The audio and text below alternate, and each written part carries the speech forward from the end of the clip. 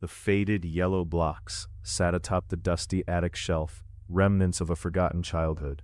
They were out of place in the old Hargrove house, where echoes of laughter had long since faded into the cobwebbed corners. Margaret Hargrove, the last of her lineage, often found solace in the creaking floorboards and peeling wallpaper of her ancestral home. As she ascended the narrow staircase into the dimly lit attic, the familiar scent of musty wood enveloped her like an unwelcome embrace. Margaret paused, her fingers trailing along the rough timber of the rafters, when a soft clattering broke the stillness. She turned sharply, the sound a strange intrusion in the comforting silence. The blocks had slipped from their precarious perch, two of them tumbling to the floor with a muted thump. Dismissing the occurrence, she knelt to gather them up.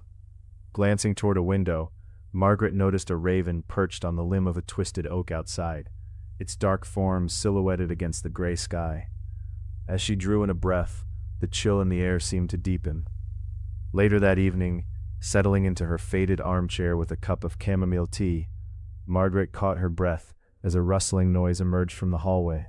The sound was like a whisper carried on the wind, coaxing her to look away from the flickering candlelight. She stared toward the shadow that passed beneath the door, a fleeting darkness moving through the crack where floor met frame. Heart racing, she leaned closer, straining to hear the faintest rustle, accompanied by an echo of soft laughter, childlike and innocent. Margaret knew she was alone. Her pulse thundered, filling the silence with a primal beat. Gathering her courage, she rose to investigate. Stepping into the hallway, she was met with emptiness, the air heavy and expectant.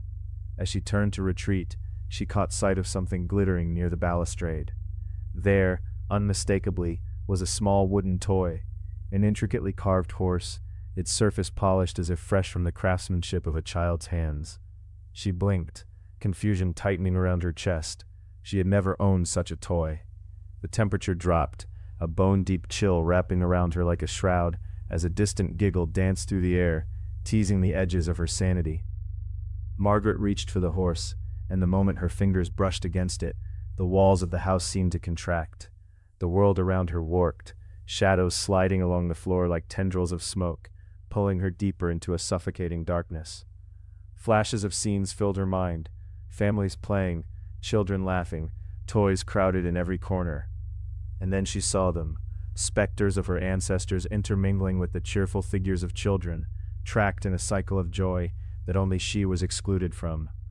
Overwhelmed, Margaret stumbled back, her heart racing, as the air around her trembled with voices, an orchestra of joyous cries that turned sinister as they echoed through her mind. With a primal scream, she retreated, racing down the hall and back to the attic. There she pressed herself against the familiar wall, her breaths coming in shallow gasps. It was then she realized. The toys were echoes of the past, remnants of a curse laid upon her family, a warning that fractured joy would always return to reclaim its place within the walls of Hargrove House. As the shadows deepened, Margaret gripped the wooden horse tightly. This was not just a connection to her heritage. It was a reminder that the past would not let her go. Standing by the window, she tossed the horse into the waiting darkness below, where it clattered gently against the gravel path. In that fleeting moment, the air shifted. Where laughter once echoed, now there was only silence. Margaret turned, stepping away from the old house, aware that she had severed the chain that bound her to past joys. The weight that had pressed heavily on her shoulders began to lift, leaving only shadows to shimmer in the corners of her mind. As she closed the door behind her, a single raven flew overhead, a reminder to remember but never return.